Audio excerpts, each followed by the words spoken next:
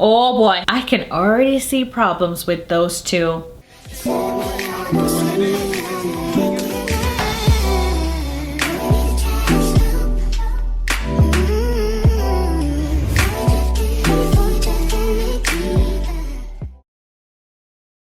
Hey my beautiful peeps, if you're new here, my name is Char and welcome to Char TV. For my existing subscribers, I appreciate you coming on back. In today's video, I'm super excited to be doing a recap on episode 1 of 90 Day Fiancé season 9. Oh my goodness, I was so excited for it to start. If you're familiar with my recaps, you know that I try to pick out the juicy couples to discuss. So let's jump right into the recap. I'll be starting with Kobe and Emily. Emily is 29 years old and lives in a small town in Kansas. She's always wanted to do bigger things in life, such as traveling, getting out, and living life to the fullest. When she was in college, she was pretty much a party girl and just loved to travel. She wasn't really focused on getting a degree. While in China, she had the opportunity to teach English there for 2 months. She wasn't really interested in meeting somebody or having a serious relationship. She had about 2.5 weeks left on her trip, and one night she met Kobe. He's 34 years old and he's from Douala, Cameroon. I love black guys, so of course I found the only black guy in China. But he's also an international underwear model, you know, obviously that's a perk too. The night I met Kobe, we were actually having a girls' night. And I looked over my shoulder and I saw this, you know, guy in all white. He was like getting on. She's like, damn, he looks sexy. I gotta get to know him. So they hooked up that night and had sex, and she said it was really hot. Man, she couldn't wait. She thought that Kobe would be just a one-night stand, but things got really serious and really fast. He was so sweet and so genuine. She knew that he was somebody that she wanted to be with and fall in love. They just couldn't be away from each other.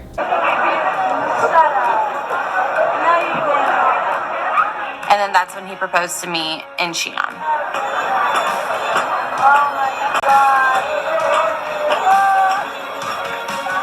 Kobe and I had been engaged for 4 weeks, and one night I was feeling pretty weird, pretty different. My boobs like really hurt. That's when it occurred to her that she may be pregnant. She got a pregnancy test and took it at 4 o'clock in the morning while Kobe was sleeping. The results showed up as very positive, which was a shocker. I don't know why it's a shocker if you're not taking precautions. I mean, we all know how this works. She was really fearful of his reaction when she told him that she was pregnant, but he was actually over the moon. Since things were moving really quickly, Emily wanted Kobe to come to America to meet her parents before making wedding plans. So they applied for a visitor's visa. He went back to Cameroon and she went back home to live with her parents. She was nervous about telling her parents that she was pregnant. And of course, they were shocked when she told them. Her mother was upset because they weren't married and she didn't know Kobe and didn't know how things would work out. You guys really know? I mean, you spend how much time together? A couple months? Like physically, yeah. I mean, let's face it, your track record hasn't been great. Yeah, I know. But Kobe's a good one. He's one who's gonna break it. I hope so. In my early 20s, I definitely didn't have a very good self-worth. And just hooked up with guys that were not the greatest. In fact, 2 of her exes are incarcerated. And 2 weeks before her due date, they found out that Kobe's visitor's visa was denied. And this was heartbreaking because she always thought that he would be there for the birth of their son. After their son was born, they decided to apply for the K1 visa. But then, of course, good old COVID struck. And that changed everything. Now, they thought that Kobe would have been there at least to see their son's first birthday. But because of COVID, no paperwork was being processed. It's been 2 years now since the last time that she's seen Kobe.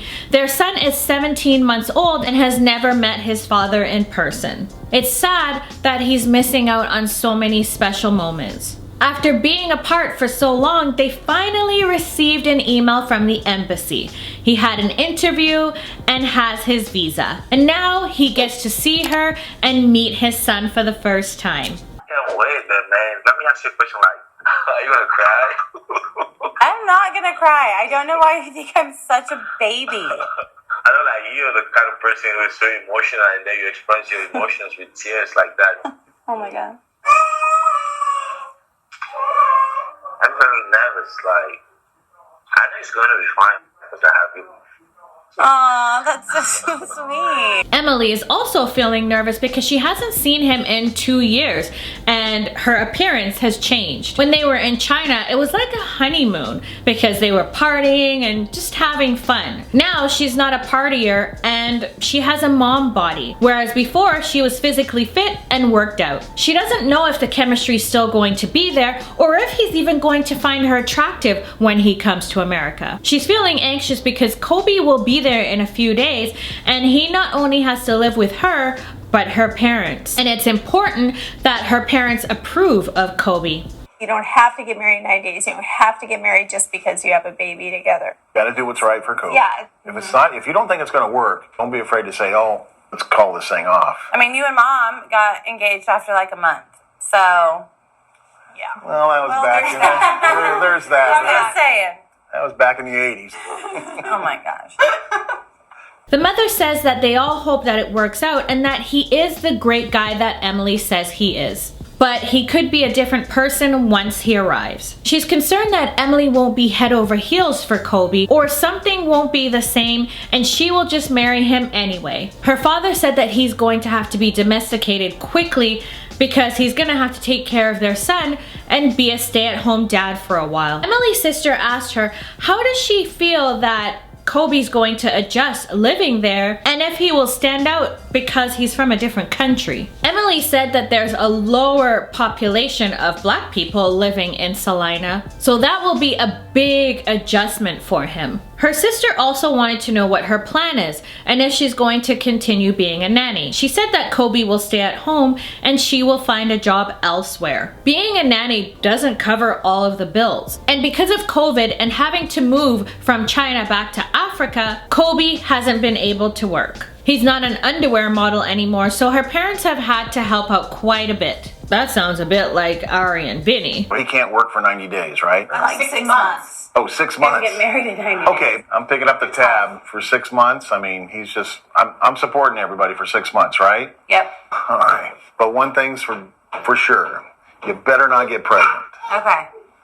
Okay, Okay, yeah. okay, but you haven't seen the guy in 2 years. You know, I mean, have you got, I have Mom? birth control, I just haven't taken it yet. Her mother kindly reminded her and said, well, it doesn't work if you don't take it. She said she knows and it's fine and they won't have any more kids in the house. We'll see. Now Kobe decided to open up a cafe after applying for the K1 visa. And Emily's dad was like, he opened up a cafe knowing that he's going to be moving. He said it sounds like he doesn't know how to make money and doesn't have good business sense about him. He is definitely concerned. He has a lot to prove and Papa will be able to spot the bullcrap right away. So we shall see what happens. And I can't wait to see what happens myself. And that is everything with Kobe and Emily. On to Jibri and Miona. Jibri is 28 years old and lives in South Dakota. He's really out of the box with his crazy hair, tattoos, and sense of fashion. Growing up, he was wild and didn't really fit in. He's always been the clown and wild card. He didn't really embrace that side of him until he realized that's who he truly is. He loves to create, whether it's fashion, art, but music is his passion. He's been making a lot of solo music lately, but he's also in a band called Black Serbs, which is punk rock mixed with electronic hip-hop music. Now Black Serbs would never have existed if he didn't meet his high school bestie David, who is a refugee from Serbia. It had a huge impact on him when David took him to Serbia for the first time. It was the first country that he'd ever traveled to, and the food was amazing and so was the culture. And the women were absolutely gorgeous. He's been to Serbia over 10 times, and 2 years ago he was on tour and was single for 3 months and was adamant that he didn't want to have a relationship or hooking up with anyone. But then he met Miona. She's a makeup artist from Niš, Serbia. She's 23 years old. It's your birthday. It's your birthday. Miona's birthday. Do it the right way.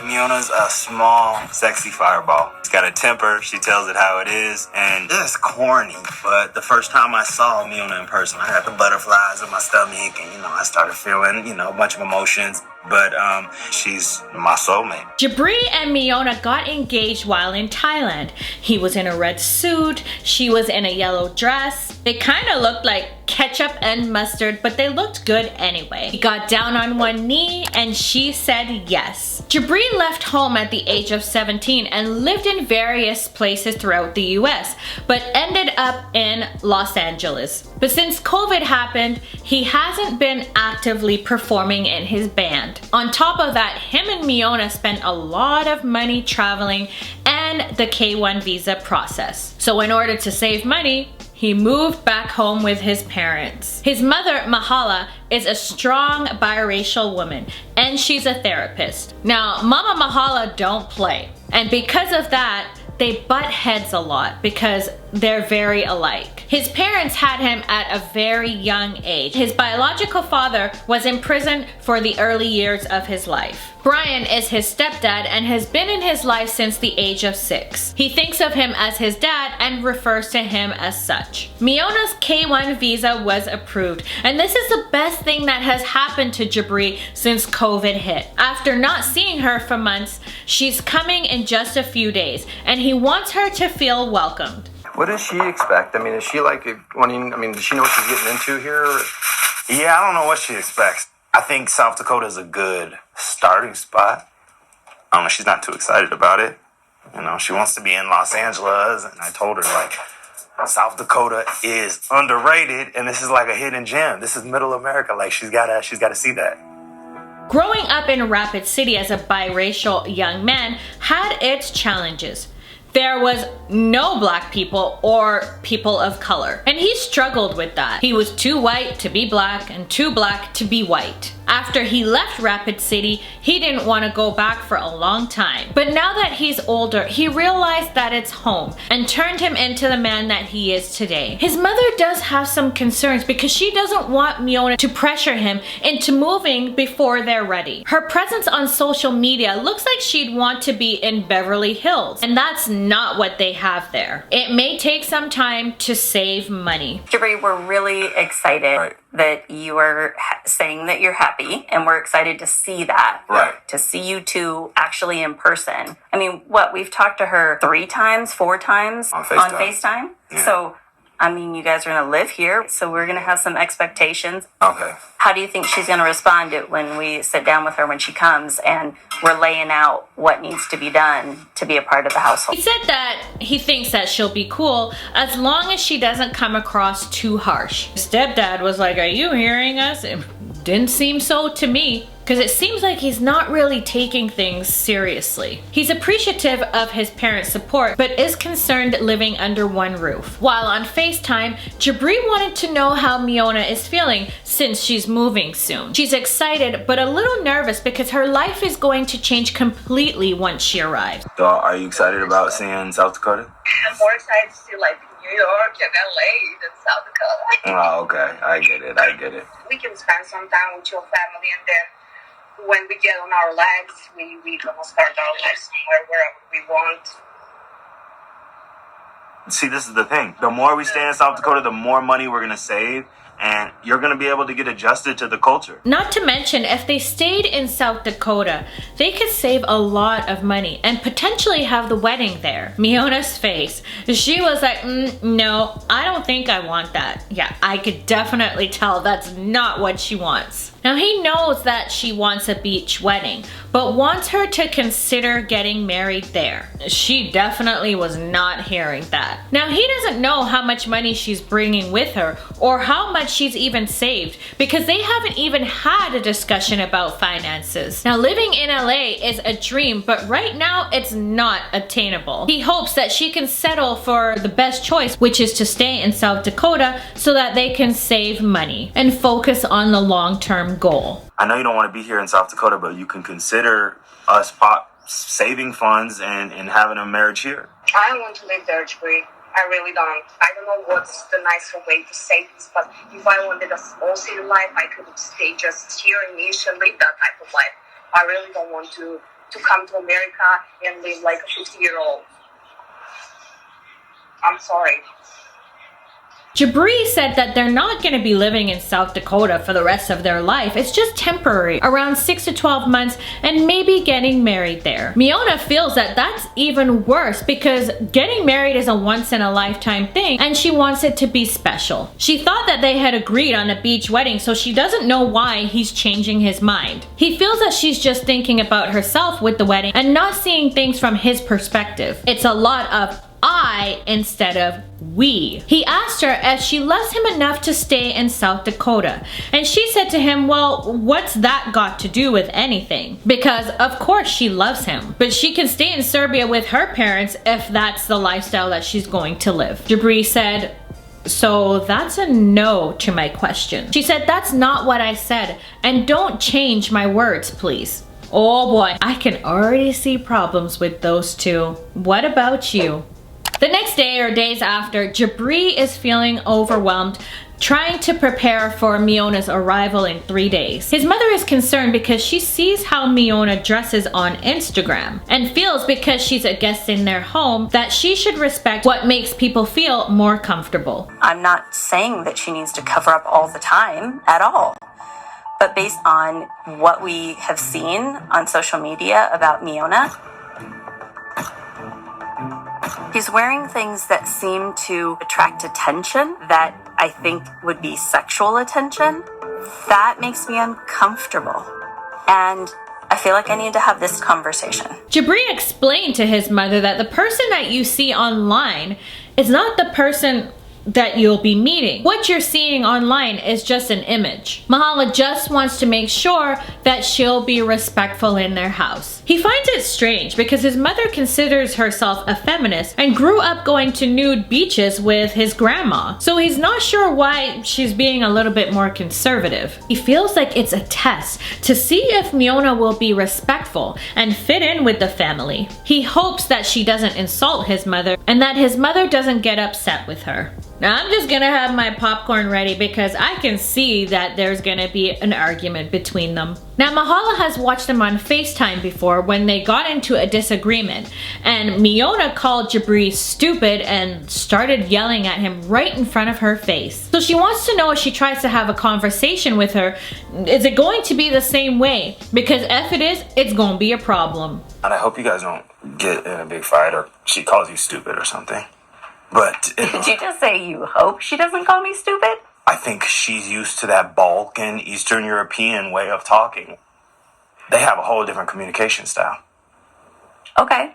So that's fine about like being direct. I'm very direct too. Yeah. But that doesn't mean that I want to be insulted. Yeah. I don't want that. I know.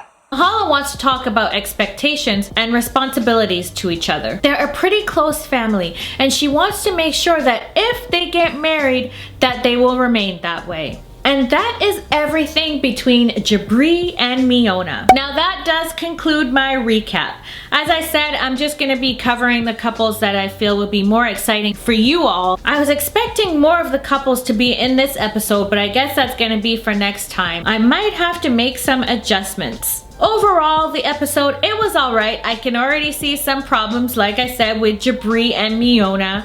And things might get a little interesting with Kobe and Emily as well. Let me know your thoughts on the episode. Did you enjoy it? Did you find it boring? Drop it down below, and hopefully I can pin one of your comments and give you a shout out in my next recap. If you're not subscribed, I don't know what you're waiting for. You might want to hit that red button because it is a blast in my community tab. I post memes, polls, ask you questions to get a good conversation going about the show. It's a fun time. If you enjoyed this recap, give me a thumbs up. I'd like to see that. Thanks for watching, my beautiful peeps, and I'll catch you in my next video. Bye!